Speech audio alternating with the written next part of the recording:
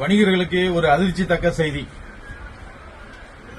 வணிகர்கள் ஒவ்வொருவரும் இந்த மாதம் முதல், நடப்பு மாதம் முதல் தாங்கள் கடை வைத்து நடத்தக்கூடிய, கடைக்கு செலுத்தக்கூடிய வாடகைக்கு 18% 1 லட்சம் ரூபாய் வாடகை என்றால் 18,000 மாதா மாதம் அரசுக்கு ஜிஎஸ்டி ஆக செலுத்த வேண்டும். அது இந்த மாதம் முதலே நடைமுறைப்படுத்தப்பட்டிருக்கிறது. இது இதுவரை பெரும்பாலான வியாபாரிகளுக்கு தெரியவில்லை. உரிய இந்த மாத இறுதிக்குள் அதை செலுத்த தவறினால் அபராதங்கள் விதிக்கப்படும்.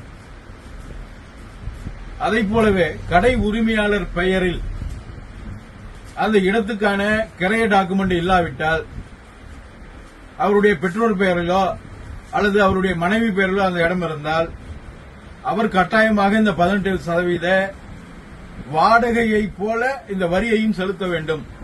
ஒவ்வொரு மாதமும் செலுத்த வேண்டும்.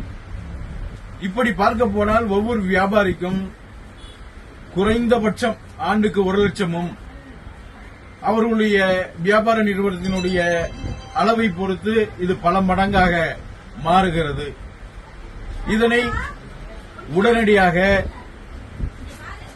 ஜிஎஸ்டி கவுன்சிலில் மாநில அரசு முறையிட்டு மத்திய அரசு இதை உடனடியாக நிறுத்தி வைக்க வேண்டும்.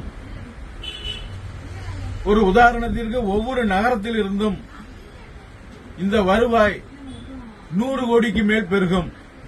இதில் மத்திய அரசு 50 கோடியும் மாநில அரசு 50 கோடியும் பிரித்துக் கொள்வார்கள். இப்படி நடைமுறைப்படுத்துகிற இந்த அதிர்ச்சி தரத்தக்க வரியை நம்மால் சுமக்க இயலாது.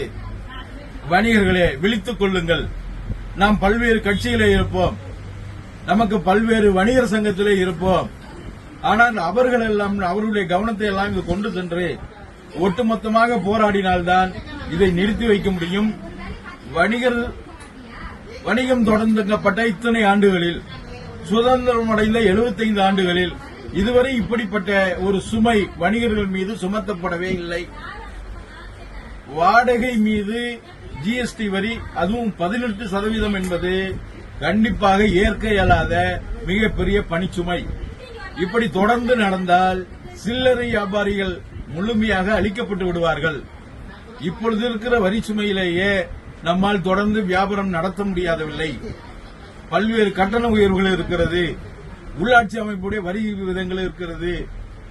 இப்படிப்பட்ட சுமையோடு இதையும் சுமத்துவது என்பது நம்மால் முடியவே முடியாது.